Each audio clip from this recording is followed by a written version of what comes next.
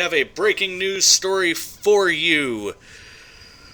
Vivendi is apparently attempting a possible hostile takeover of Ubisoft. Now, seeing as how this story was discovered by senior correspondent Michael Deal, we'll let him take over and give the basic rundown and explanation. The article that we are using here is from GameSpot, and we're going to be using this article along with a few other pages that we found and some digging that we did to try to get an idea of the grander story around all this and what this may actually mean for Ubisoft and Vivendi. So we're going to go ahead and start with the basic information, and then we'll go into the kind of deeper details. All right, Mike, take it away. Hey, folks. To give the justice to this article, I'm going to have to read off the first two paragraphs to give you a good background as to what's actually happening.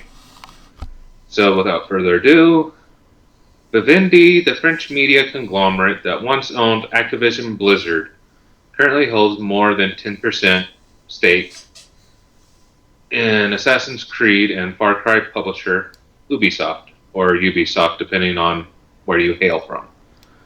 The company increased its stake to that amount from its 6.6% stake in it last year, in a move that Ubisoft called, quote, unsolicited and unwelcome, unquote. After Vivendi's initial investment into Ubisoft last year, Guillermo said in an email to staffers that the company would, quote, fight to preserve our independence, unquote. Now, the Globe and Mail reports that Ubisoft is doing just that, seeking Canadian investors to help the company fight a possible takeover. They have gone so far as to ask the government to essentially invest in Ubisoft. And that's pretty much the gist of it so far. Yeah, I'll keep scrolling down the article as we continue to talk about just kind of the basis of this so that the people who are watching the video can continue to read the article. Yeah. So basically, the way that this works is that Ubisoft is a publicly traded company. And the way that publicly traded companies work is that whoever has a majority stake in the company essentially ends up with, control over the future of the company. And Ubisoft wants to try to make sure that Vivendi doesn't end up with that level of control by continuing to invest more and more money into their stocks and continuing to buy a greater and greater and greater share of the company. Exactly. Guillermo and his brothers together own around 9% of Ubisoft's equity and 16% voting rights. Two major outside holders, BlackRock and Fidelity, together own around 15% as well, and they're choosing to side with the current management of Guillermo and his brothers. So right there is around, 15, 24%? 30%. 30%? Between 15 to 30%. Yeah. Well, that's 16 and 15. It'd be 31. 31, yeah. Math is hard. Yes, math is hard. It's hard to math. Yeah. So just before we do some deep dives and start really looking into the history of Vivendi and kind of, what Vivendi looks like as a company, because they're not a popular publisher, let's say. They're not they do a lot of publishing kind of behind the shadows. I mean, everyone's heard the name Vivendi, but as far as knowing what Vivendi's actually into and Vivendi's kind of history and Vivendi's current status, it's not, really common knowledge. So that's what we're going to really get into here in a little while. But as we're letting people continue to read the article to themselves, let's go ahead and just talk about, initial reactions on how we feel about the idea of the current management, the current control of Ubisoft, possibly shifting.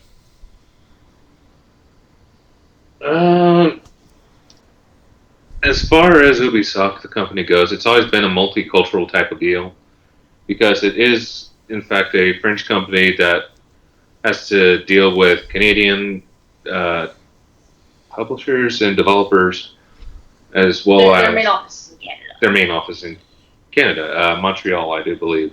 Yes. Yeah, thank you. Now, uh, shit, I'm having a brain fart.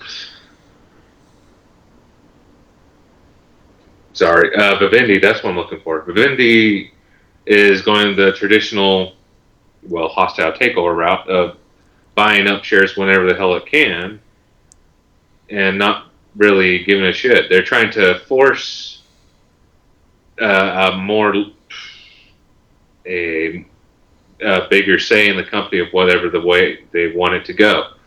Now, in the past, Ubisoft has always wanted to give everybody their their say in how a game is produced, etc. Mm.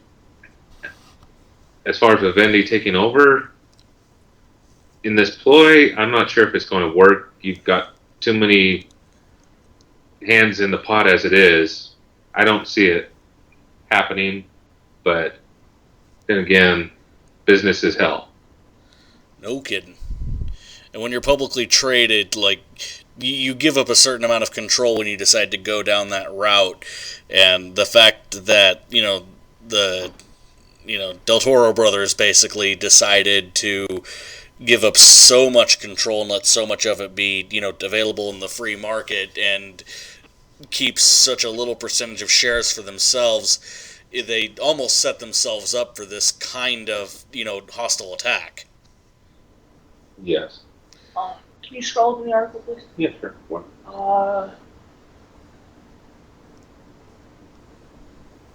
Down a little. Hang on, right there. Before we get too much in this, I just want to say, before they upped their shares, Vivendi also made an unsolicited offer to buy Gameloft, a mobile game company based in France and run by Guillermo's brothers. Yeah. And this is like probably the first step in their Hostile takeover bid that they just want to basically wipe these dudes off the planet. Which kind of scares me because Ubisoft has always done good games. Well, except for Watch Dogs, but then again. Watch Dogs was even a decent game. I watched Watch Dogs. It was a little glitchy, but it was a decent game. My problem is, and like, one of the benefits that I can see coming from this is the idea of having, new blood and control, is the fact that Ubisoft does formulaic games. Like, even their damn car open world game had the equivalent of towers that you had to climb to the top of to show you all the mission markers in an area. Like, when your tower climbing Assassin's Creed mechanic in your, big Assassin's Creed open world games is literally in every single big open world game you make, and the combat feels the same, and the quest, design feels the same, and just, like, they have a formula, they have certain things that they do, and they literally put it in every single game they make. Ubisoft has become such a paint-by-numbers developer that, honestly, I would be interested in anything that shakes them up. True. But that can also be taken care of in-house. Well, they don't seem to be interested in taking care of it in-house. They've been following the same formula for 5 years now. True. So at the same time, you can say it can be taken care of in-house, but are they going to do it? It looks like the answer, at least currently, is no, as long as the games still sell millions of copies. But they're at the Activision point of game development where basically they literally just reskin something and re-release it every single year. And that's the way they make games now. It's the same way that Call of Duty exists, where it's just the same damn thing over and over and over and over and over again. And, I mean, they're literally following the Activision design of game development, where you literally put a fresh coat of paint on it, but make it the exact same thing, and make sure you release it every single year so that you can continue to get that money until you literally bleed your customers dry and people are sick of it, and then you just take it back behind the barn and shoot it. Yeah, I can see where you're coming from. If we all remember how Unity went, they've kind of been forced to go back to their roots as of, not Brotherhood, that's way back. The last Assassin's Creed Syndicate. And actually have to throw out a story and characters that people actually are able to relate to, not just horseshoe in like multiplayer bullshit. So they're slowly learning from their mistakes, but at the same time, I can see where you're coming from. Even if it's an outside developer, it might be a good thing just to say, okay, we want to see the games go here, but is that worth everybody essentially surrendering their independence and their creative genius to Vivendi over? Yeah. Which I think now is a good time to kind of like actually get into some of the Vivendi stuff and just kind of get an idea of what kind of company we're looking at here. So we're getting into the financial aspects here, and what I find interesting is that Vivendi is a publicly traded company themselves. They're in a situation where literally somebody else could come out and do to Vivendi what Vivendi is doing to Ubisoft, and I find that kind of hilarious. That we're dealing with the same kind of thing. Now, we've got a couple of news stories here for just kind of what Vivendi's been up to recently.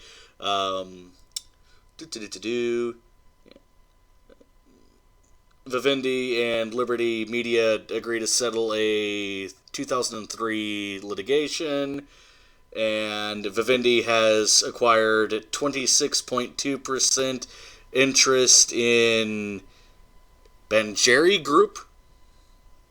Bungie. But I mean, as you can see, there's a number of other stories here. What we're going to do is we're going to pull up their 2015 earnings call, and there's a couple of interesting things here to note from their key figures here, which I think most notably is the fact that it's going to become very clear as we continue to talk about this that Vivendi is a very, very, very into having their fingers in every single pie humanly imaginable, and just trying to buy up and buy out, controlling interest in everything around them. And even with that kind of attitude, they still manage to be very, very well cash flow positive. Apparently, a 5.9% cash flow positive increase from last year, and they are right now 892 million euros cash flow positive right now. So they've got money. Yeah. They have a lot of money. And even in this article right now, on February 18th, you can see where they proposed a public tender offer to Gameloft at the price of €6 per share. Mm-hmm. Exactly. As well as back on January 15th, everybody knows that Activision and Blizzard came together to form Activision Blizzard. And they're slowly selling off their shares. Yeah. Now that Blizzard is not going the way of the dinosaur, you're going to have the hardcore fans of WoW there, period. Yeah. No matter what, Blizzard and Activision will be fine, regardless of how much money Vivendi puts into it, or takes away from it, or sells off of it, or whatever. No matter what, Activision Blizzard's going to be fine. You know, there's no concern there. But moving over to the Wikipedia page on Vivendi, you can see just how egregious these guys are when it comes to just wanting to be involved in everything. I mean, you can see here they have investments in television and film, music, and video games, and something called Vivendi Village, whatever the hell that is. Yeah. We should probably find out. Telecommunications, and video hosting services. Yeah. All right, I'm clicking on Vivendi Village just for curiosity. Yeah, I hear you. And Vivendi is driven by Blizzard Entertainment, Sierra Entertainment, Sierra Online, and Vivendi Games Mobile. Mm-hmm. So this thing, this company has had everywhere from it's everywhere from your mobile phone to your TV. Yeah. And internet. Apparently, Vivendi Village comprises a small group of companies active in digital and live entertainment. It's a sound studio. Fair something. Hmm. Yeah. The parent company was created in December 2000, following Vivendi's successful merger with Canal Plus and Seagram.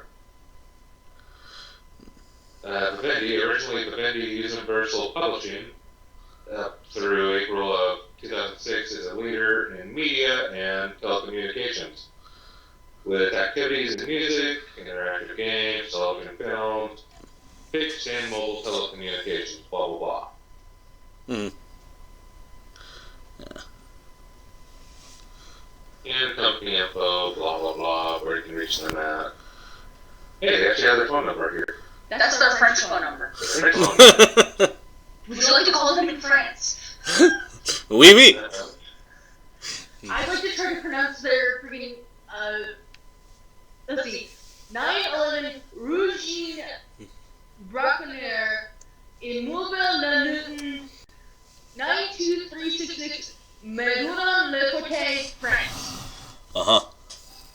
That's our address. In France. Oh my god, I gotta try it. Did you say that? Rue Jean Brachiano, Les Moutons, 92366, Medoin, Le Forêt, France. You have a better French accent. Yeah, I like the accent. That's pretty good. I can't do a French accent, but I took a year and a half of French. I don't know what any of that translates to. I completely forgot. I don't know, but that's pretty good. I got a bunch of names out of that. Or for us Yanks over here, we can just go to www.vivendigames.com. Yeah, that works too. Or the 5th floor of 6060 Center Drive in Los Angeles. Oh, well, hey, I can just take a bus. You can take a bus, so knock on the door. Hey, we want to interview. Yeah. Why are you taking over Ubisoft? Give us your insight. We want to hear your side of the story. Boots on the floor. Boots on the floor. Exactly. Hardcore journalism. Alright. So we're going to go ahead and move over to a list we have here from IGN of Vivendi published titles. And oh boy, is it a list. We're not going to cover everything on this list, but we're definitely going to just kind of do some shout-outs of stuff that caught our eye as we kind of look down this list of things that Vivendi has helped make happen. There are some gems, but like most gems, they're found in very large rocks of coal. I think I actually had 3D Ultra Mini Golf Adventures on the PC. Yeah, I find it interesting. I find it interesting that they're labeled here for 50-cent bulletproof, but not for 50-cent blood on the sand. I think that's because 50 Cent had to actually publish that himself. They learned their lesson. Yeah. Baldur's Gate Dark Alliance, Baldur's Gate Dark Alliance 2. Which, speaking of which, I just need to go down to their LA offices and just start pummeling people in the face and just screaming, "Where's Baldur's Gate Dark Alliance 3?" Until someone either listens to me or throws me out. And for all the little kids of the female variety, a metric ton of Barbie crap. Oh, come on. No. You don't get to get away with that. You need to list off every single Barbie game. Okay. We have most of the canceled ones. By the way, is somebody surprised there's canceled Barbie games? You'd figure all of that has backing from Mattel. Like, at that point, I'm very surprised that they'd even bother to cancel a Barbie game. Well, it was a compilation. Oh, okay. At least. There was another one which was for a GCN. I don't know what that would have been. GameCube? GCN. What console? Oh, yeah, GCN. GameCube Nintendo. Okay, so Nintendo won the hell out. Okay. Here we go, down the list. Alright, come on. Barbie's Beach Vacation. Barbie Beauty Boutique. Barbie Birthday Collection. Barbie Compilation. Barbie Creativity Games. Barbie Explore. Barbie Fashion Show. Barbie Horse Adventures. Of the Blue Ribbon Race. The Mystery Ride. The Wild Horse Rescue. And that's it for the frickin' horses. Barbie Sparkling Ice Show. Barbie Super Spy. Barbie Super Pack. Barbie Team Gymnastics. Wait, Barbie Super Pack? Is that a Barbie politics game? It might be. Barbie as Rapunzel. Barbie as the Princess and the Pauper. How's she doing double duty? Barbie of Swan Lake. The Enchanted Forest. Barbie Gotta Have Games. Barbie Groovy Games. Barbie Mermaid Adventure. Barbie Secret Agent Barbie. Barbie the Princess and the Pauper for PC. Why would they re-release it on PC? No clue. Barbie Treasures in Time, and that's the whole shit and shebang. And that's just ones that they published. I'm interested in Barbie Super Pack. Oh god, the one that they actually developed. Oh god, there's more. Hold on, wait a second. Nope. I covered them. Okay. Yep. They're the same ones. Nope, that's it. Right. Okay. Like I said, I want Barbie Super Pack. I want to control a Super Pack as Barbie and use it to take down Trump. That sounds like a fun game to me. Oh, I think I missed one. No, you got them all. I didn't do Treasures in Time. Yes, you did. Yes, you did. There's so many Barbie. Let's see. My dad, like, when we first got a PC, and my dad figured out he could use the computer. My dad was heavy into those Bass Pro Shop games. The Trophy Bass and the Trophy Hunters, my dad loved them. Yeah. I still can't believe they tried to make... If anybody remembers the Nickelodeon cartoon Butt Ugly Martian... Nope! That's not what I'm talking about. Didn't see that one. They tried to publish Butt Ugly Martians, Martian Boot Camp, and Zoomer Doom, and BKN Battles. Yep. Oh my god, they tried to do a lot. Yep. And now I'm trying to find some of the gems here. They had their hand in virtually every Crash Bandicoot game. Well, no, every Crash Bandicoot released after the PS1, after the initial 4, more or less. Yeah, that's what I said, basically. Yeah. Most importantly notable, Crash Bandicoot: The Wrath of Cortex. I don't care what you say, it's a good game. What is Crash Bandicoot Purple's Ripto's Rampage? Ripto's Rampage. Crash Bandicoot Purple. It's for the Game Boy Advance. Oh, yeah, it's a weird crossover thing. There was that one, and then there was Spyro Orange Cortex something or other. Yeah, there's a Spyro Orange one, too. What? That sounds weird. They did Die Hard?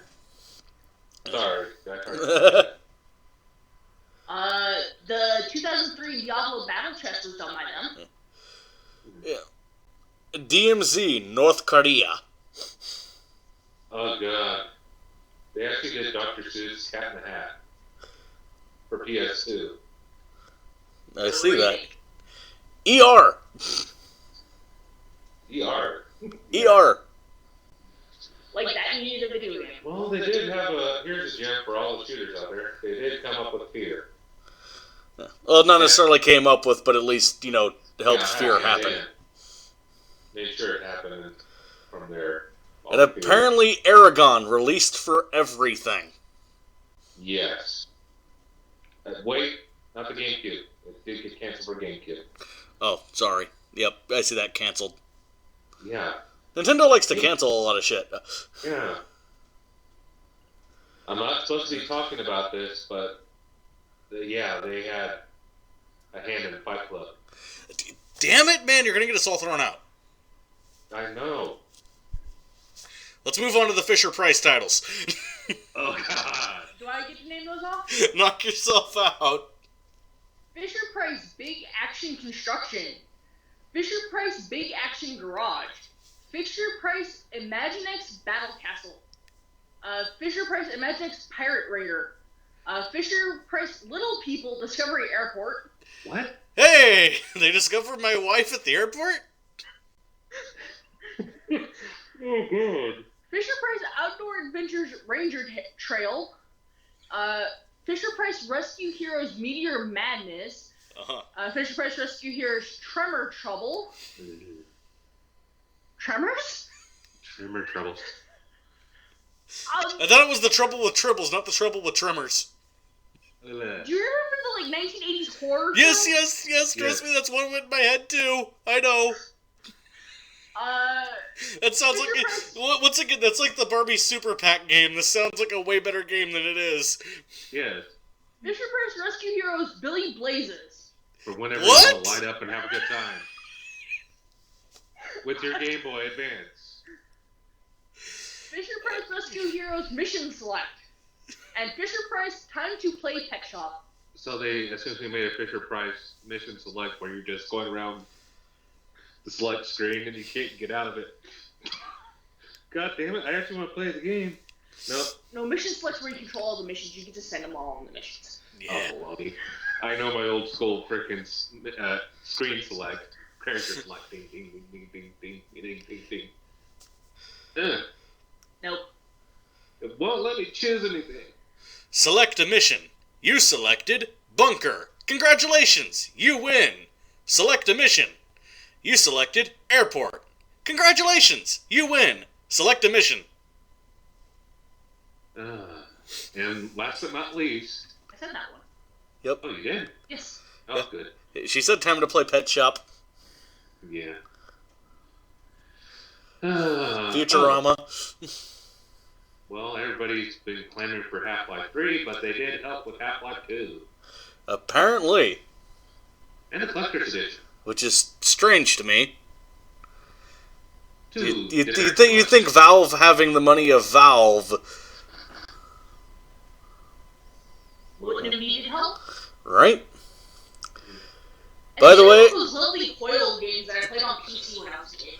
yeah, what's bumming me out is I don't see Hoyle Casino. They apparently didn't help with Hoyle Casino. No, it is not there.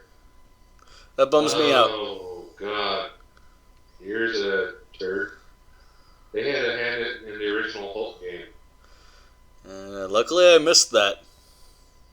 I didn't. And of course, When they actually had the demo sites in Walmart. Mm-hmm. Ice Age 2, The Meltdown, The True Story of Konami. Mm-hmm. Here's another long list. They have the Jump Starts. What the hell is Jumpstart? You've never seen the Jumpstart commercial? Nope. Oh my God. That's a video for the fucking channel. Reaction video. The reaction video to Jumpstart commercials. Oh God. Oh, just to give you an idea, I will lead by example and read this one. Jumpstart, 1st through 3rd grade learning playground. If you're still learning how the playground works in 3rd grade, you are in trouble. Yes, you are. And this is, hold on, Jumpstart Advanced, 1st grade, 2nd grade, 3rd grade, 4th grade, 5th and 6th grade. Advanced Preschool, toddlers. Advanced toddlers. Okay, now to learning games, your ABCs. Jumpstart Phonics. Jumpstart Preschool, 1st grade, learning playground. Oh, God, they're teaching people Spanish. Jumpstart Study Helpers, Math Boosters, Spelling Bee, Typing. Oh, Now we're into and Jurassic now we're into Jurassic Park. Thank God. You see, we had Reader Rabbit. Oh, I miss Reader Rabbit.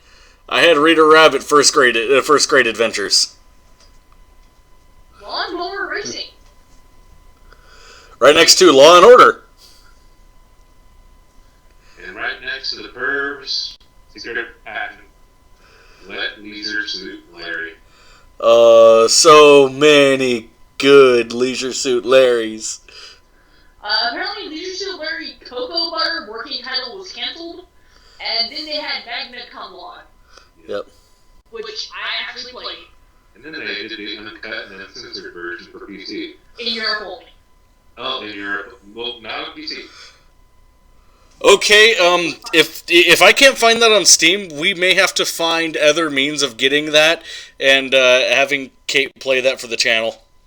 It's on PS2, but we had to get a Europe version. Yeah, no, dude, if we're gonna do this, we need the uncut version. Yeah. What console? Oh, never mind. That one's canceled. I was gonna say, what's Leisure Suit Larry Pocket Party? Oh, It's canceled, is what it is. What's NNG?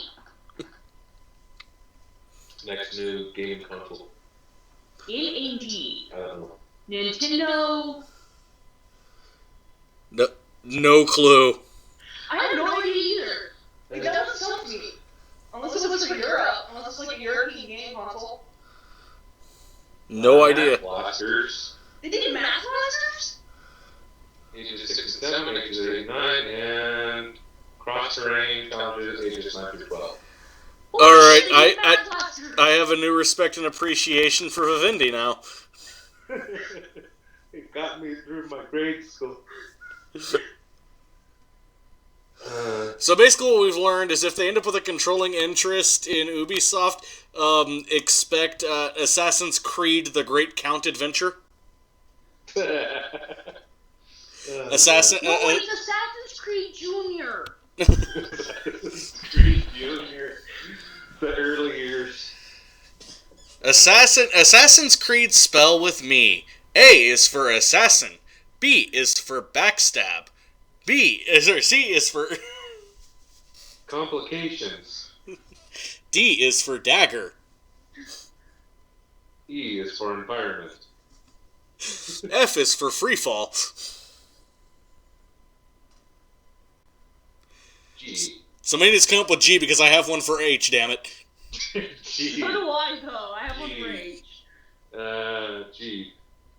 But G is for... If you want to count the later Assassin's Creed, we can say G is for guns. Yeah, G is for guns. I just want to know, is Kate thinking the same thing I am? H is for hay barrel? Hay barrels. Oh, good. I was thinking H is for Hidden Blade. I want to know. I want somebody to tell me about Metallica the game. We will never know. Right?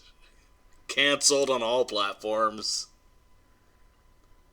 Outlaw Chopper? It was cancelled for Xbox, but apparently it made it onto the PC. Playzone Fame Games. I'm more concerned about Playzone games for boys. And why there's not a Playzone games for girls. They learned their lesson. I guess. I don't know, is that the robots game based on the movie, or is it a game literally based on robots? I don't know. It just says robots. Run Like Hell 2002. Then we got Sabrina the Animated Series and Sabrina the Teenage Witch. And a whole lot of Sandlot titles that were canceled. Yeah. Wow, literally not a single one of them came out. Yep. Wow, okay. And now I will give them a little bit of points for Stargates The World Is Yours. Love the game for PS2. Oh, there you go. Spyro Orange with the Cortex Conspiracy. Told you. There you go. More Spyro and StarCraft. metal chest. The Bard's Tale. Mm-hmm. Oddly enough, not the PS2 version, which means it's either just missing from this list or they actually didn't have a hand in helping with the PS2 version, financially or otherwise. Now, a lot of fans out there are going to know this one. They had a hand in Simpsons Hit and Run. Yeah. And that's about... I still want to know what the hell What's-Her-Face is. I need to find this. Yeah, it's literally just called What's Her Face for PC. Yes. There's a Steam search for later. They pretty much had their hands in everything from crap to AAA. A lot of crap. A lot of crap. Very few AAA. Very big list of crap. Now we know what diamond mining is like. So... I'm not following you down that rabbit hole. Damn it. I thought about it. Oh, should I go with this? I could go with this. Fight the urge. No. Okay, so now that we've done our due diligence and we've done a little bit of research here, we have an idea of kind of where Vivendi's priorities lie and kind of the way Vivendi works and what they do and what they've done. Let's just kind of go around and give some, final thoughts as far as obviously there's the outcome of, Ubisoft gets a bunch of funding from Canada and everything's cool and nothing happens, but there's nothing interesting in that. What I want is kind of an idea of predictions for what do you think will happen, or how do you think it will affect Ubisoft if Vivendi does gain a controlling interest? You want to take it first? I'm still thinking. Still thinking? Oh, great. Oh, if Vivendi does end up taking over, I think that's going to end up rushing more titles out the door before they're ready. I didn't know Ubisoft could do that more than they already do. Exactly. But Ubisoft, I will say it again, they are learning from what they did. They're taking a year off from their Assassin's Creed title and instead pushing out Watch Dogs. So possibly. Watch Dogs 2 still not confirmed for this year. Still not confirmed? That's the assumption. That's an assumption. Okay, fair enough. But they did learn from their colossal fuck-up that was Unity. As far as rushing a product that is not ready for the public. Now, Vivendi just seems to want to get paid. Yeah. I'll say that much. This is what Vivendi does. Vivendi wants that money. Yeah. You've got a company that's successful? We're interested. Yeah, exactly. As long as you're at least Vivendi is smart enough to keep all of their fingers in entertainment-based pies. They're smart enough to do that. I'll say that much. Though how they fucked up on the Metallica game still have me wondering. I want to see what would have been. But... Yeah, I want to know if that was Vivendi published or Vivendi developed. And this is what's bugging me. I can see where Vivendi is coming from. I can see where Ubisoft is coming from. But Vivendi hasn't said anything. Yeah, Vivendi's just doing this, just like cloak and dagger shit. Exactly, which is, for all intents and purposes, shady as fuck. And if I was Ubisoft, I would be worried. It's all like, okay, what are you guys doing? You guys are trying to buy out my brother, essentially. Yeah, that's the thing, is like, Ubisoft is right to go red alert on this. Yeah. While as there's got to be a meeting sometime. what do you guys want? Why are you guys doing this? Mm-hmm. I need more information. Yeah. That's what I'm trying to say.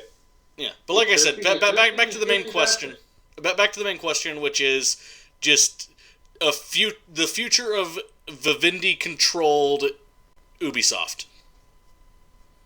Ubisoft, I don't think, is going anywhere.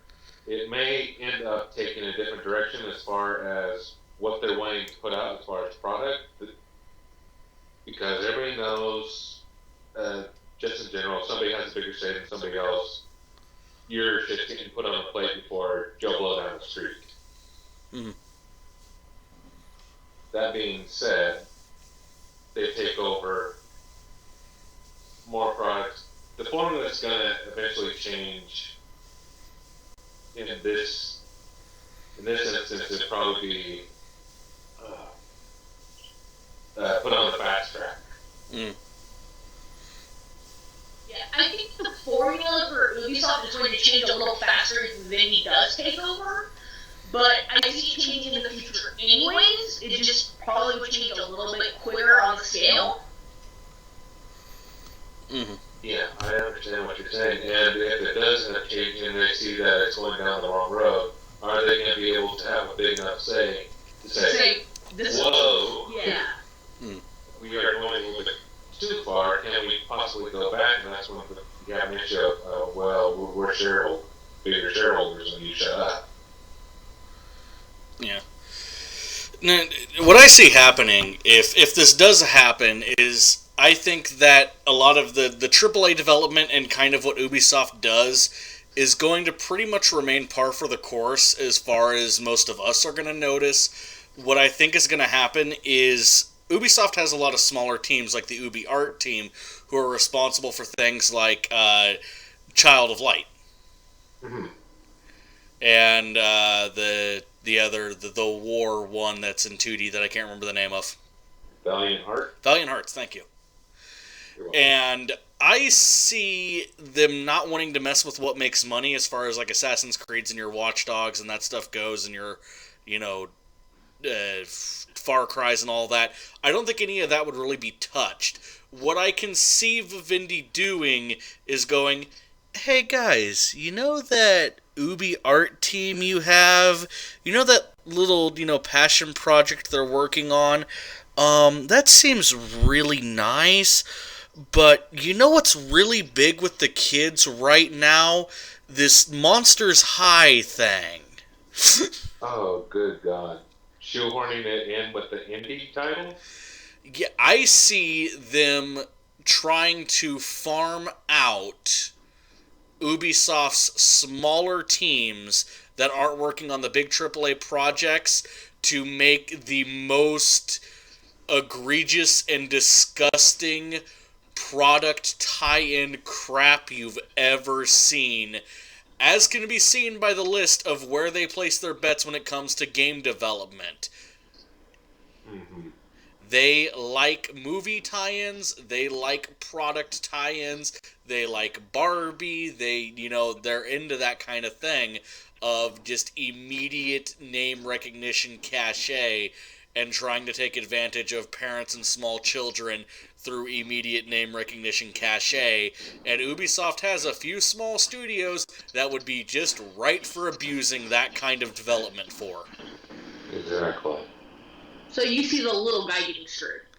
Yeah, I think that what would happen is that you would see, you would still have your, Assassin's Creeds and everything else like that, but you would have a lot more games like that stupid Minions phone game that somehow made it to E3 last year. We won't even ask how the hell that happened.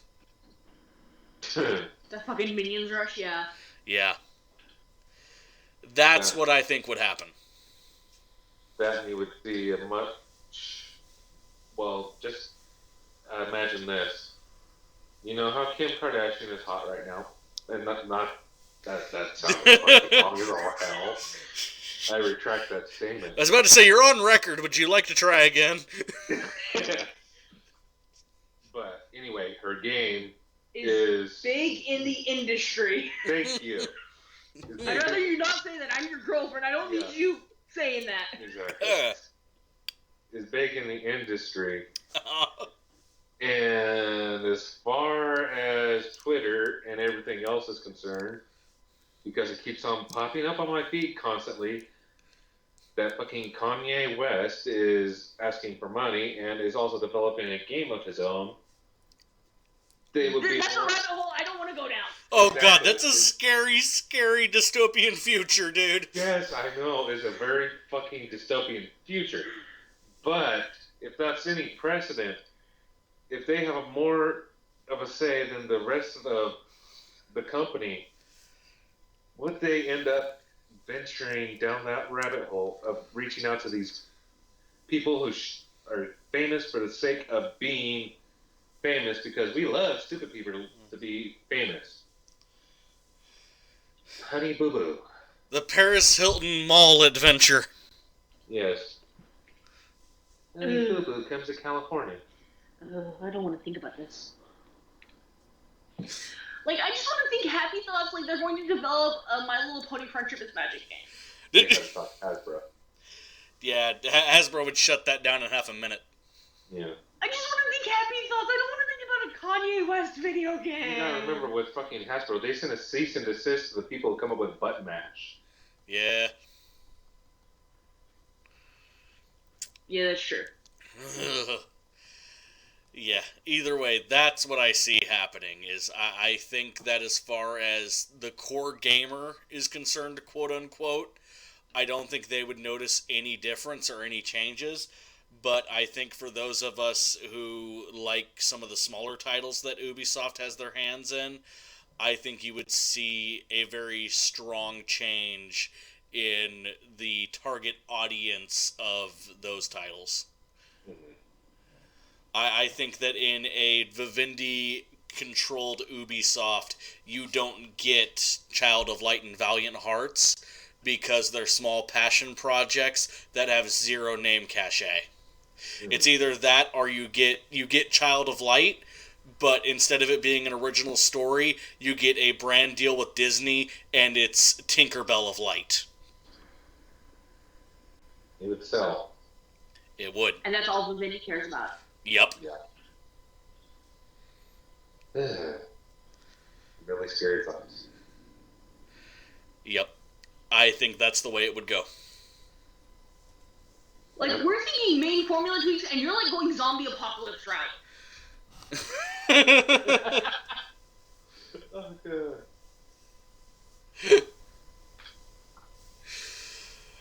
No. As far as, let's jump back to the Ubisoft band front here.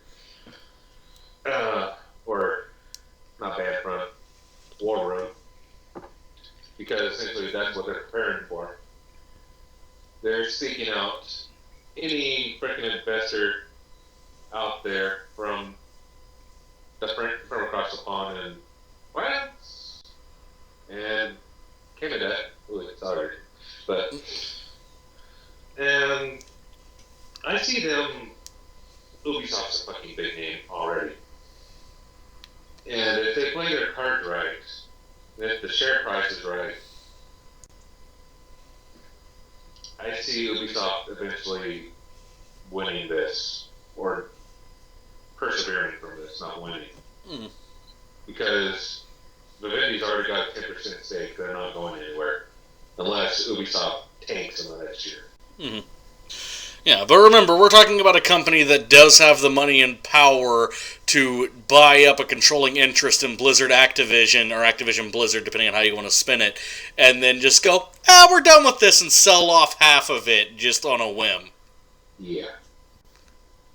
Which is a scary thought. Which is a damn scary thought. Mm-hmm. They wanted that Guitar Hero money. That didn't go so well. And then they got out. Guitar Hero Live was Vivendi's idea. No, they sold half their shares in 2014, so Guitar Hero Live, they may have helped in the seeds of Guitar Hero Live. Maybe. But I think we kicked this dead horse Yeah, I think we've said all we can say. I think we have armed the people with all the information we can arm them with. It is now up to all of you guys to give us your thoughts and your feedback and your predictions and your post-apocalyptic fears in the comments section below. Can we call it post-apocalypse? Ooh, I like that. Post-apocalypse. Nice. I fully endorse it. I like I that. want to buy shares in your company. You want to buy shares in Ubisoft or Apocalypse? Apocalypse, yes. We need shares in post-apocalypse. We're going to make indie Assassin's Creed-esque games and sell them after Ubisoft crashes. I figured we were just going to mix, like, Assassin's Creed with Fallout. Ooh. You got excited. Assassin's Creed with Fallout. No, they already have missions like that. Sorry, I retract that statement. Yeah, you've been claiming enough shit in Fallout 4. Yeah. Alrighty. Well, we hope you all enjoyed this breaking news special report from Gmod Transmission Station. Be sure to leave your thoughts below, and of course, if you'd like to support us, the best way to do that is to simply share the video with your friends and your family, hit that like button, and of course, always, the biggest thing that you can do to help support Gmod Transmission Station is to subscribe. Thank you very much for giving us your time and your attention, and we hope that at the very least this was entertaining, if not informational. For Gmod Transmission Station, I'm James Leffingwell. Michael Leo. Kate Harmon. Get wired in.